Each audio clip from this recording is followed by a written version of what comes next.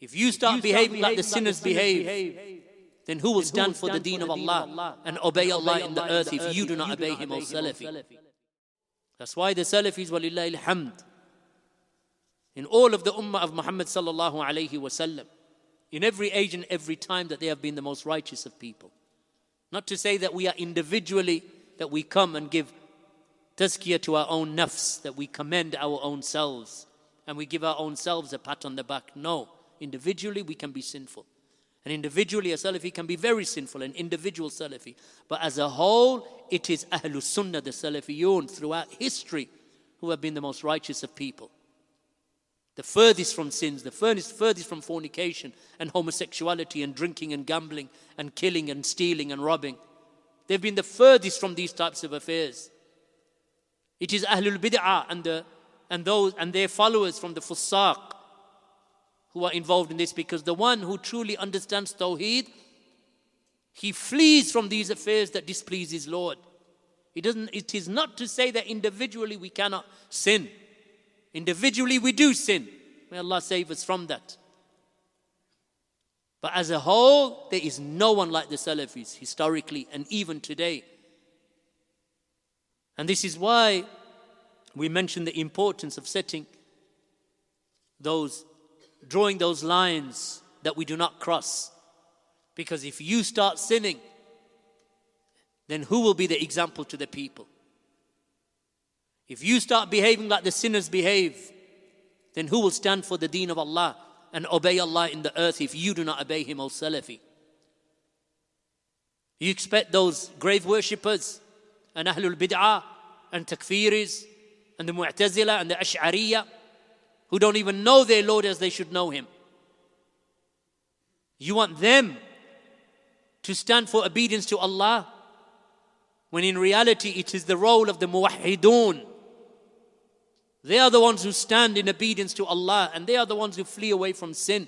They are the ones who stop the corruption in the world. They are not the ones who add to the corruption. This is what the Salafi is. The Salafi is not one who is corrupt. And if he falls into corruption, he should repent to Allah subhanahu wa ta'ala.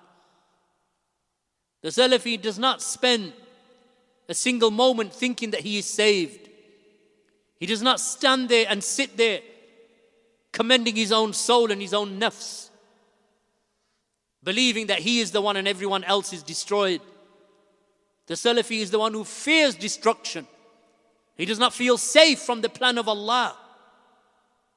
He doesn't feel safe. The Salafi knows that he must live and continue to live and worship Allah and be obedient to Allah up until he dies. So we don't belittle the affair of obedience to Allah. And we don't belittle sins.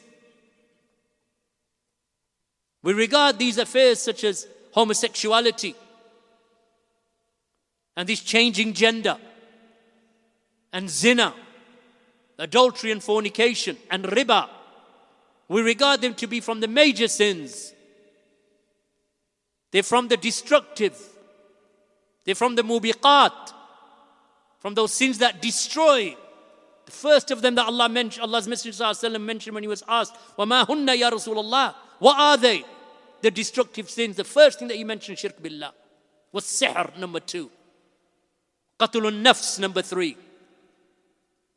Aklu mal al-yatim, number 4. Then he mentioned aklu riba. Then he mentioned sallallahu alayhi wasallam turning away at the time of fighting the enemy, and then making qadh, making slander against a believing woman that she's a fornicator when you know that she's not. So the Salafi believes in all this, but look what the greatest of all sins is. Shirk billah was sihr. Number 2, sihr. First one, shirk with Allah. Number 2, committing kufr by engaging in magic and sorcery. These two, when a person engages in them, exits the fold of Islam. The third one, then that enters into the sins that are lesser than shirk and lesser than major kufr. Qatlun nafs, and eating the wealth of the yatim. Aklu riba, consuming usury or interest. So the Salafi keeps away from all of these affairs. But he recognizes the fact that falling into those sins that are lesser than shirk so long as he is a mu'min. Even though he is weak in iman, he is a Muslim weak in iman, but upon the tawheed of Allah, utters the kalima la ilaha illallah, Muhammadun Rasulullah. He utters the shahadatain. Then we know that inshallah Yawm al-Qiyamah, yes, he might be burned up until he's charred black like ash, just like when you burn wood and it goes black due to it being charred. Allah will burn a group of people in the hellfire.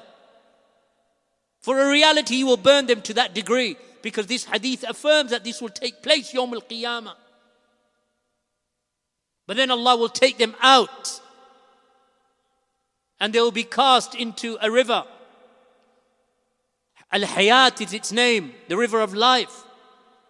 And they will grow just like a seed grows on the side of a stream of water.